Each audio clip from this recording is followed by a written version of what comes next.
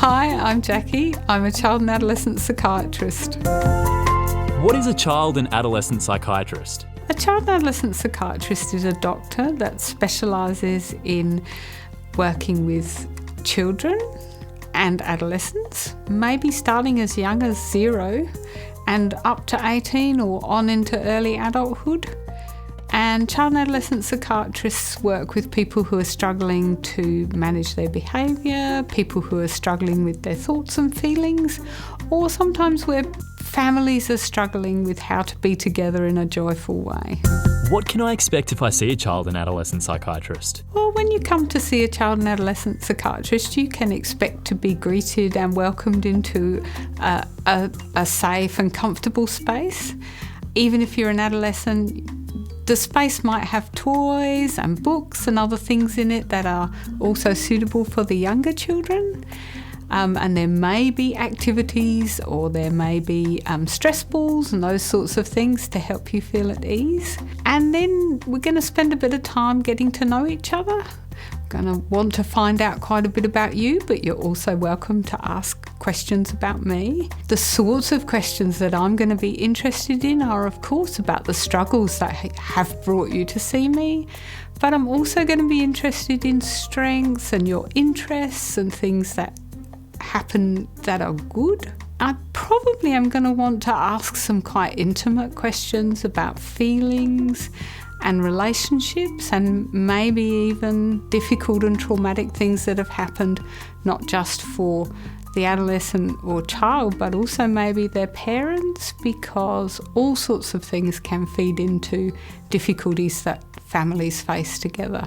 People come to see child and adolescent psychiatrists for all sorts of reasons. Some people come wanting to understand whether maybe their child has a diagnosis and whether there might be medication and treatments along those lines that are helpful.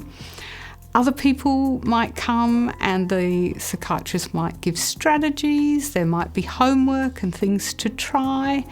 And for other people, it might be that we sit and we're trying to make sense together of feelings and the meanings that people have made of situations so that the healing comes through understanding together. How do I access a child and adolescent psychiatrist? So if you want to come and see a child and adolescent psychiatrist, your first port of call is your general practitioner. Because child and adolescent psychiatrists are doctors, you can access Medicare rebates, but because they're specialists, you do need a referral from your general practitioner.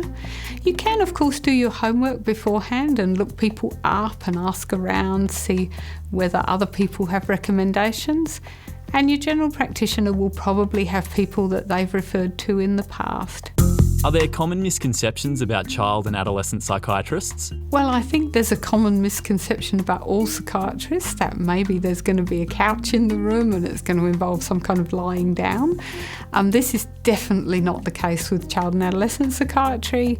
The room's much more likely to be filled with toys and be colourful.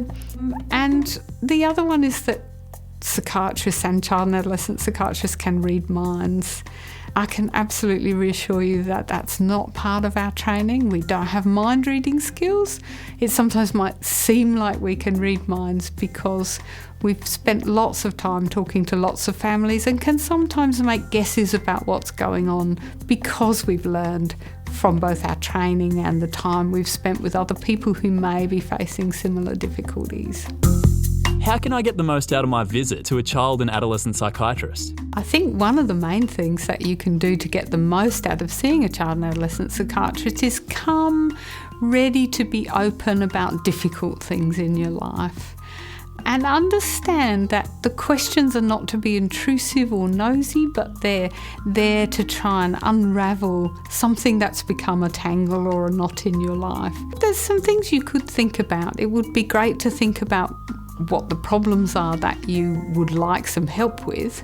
And certainly if there are things that you've tried already, having a kind of list of things that have worked or haven't worked or maybe worked a little bit can be really helpful. If you have seen other practitioners, again, letting the child and adolescent psychiatrist know what's been helpful and unhelpful can kind of stop us falling into pitfalls that you've already perhaps tried to navigate.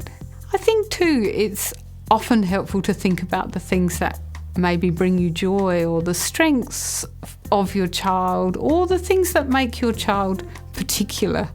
A final word. Child and adolescent psychiatrist is somebody who's here to work with you to help you achieve the goals and aims for your family, your child, your young person. It's a kind of role where we're at your service. We want to bring our expertise together with your knowledge of your family to work for the best outcome.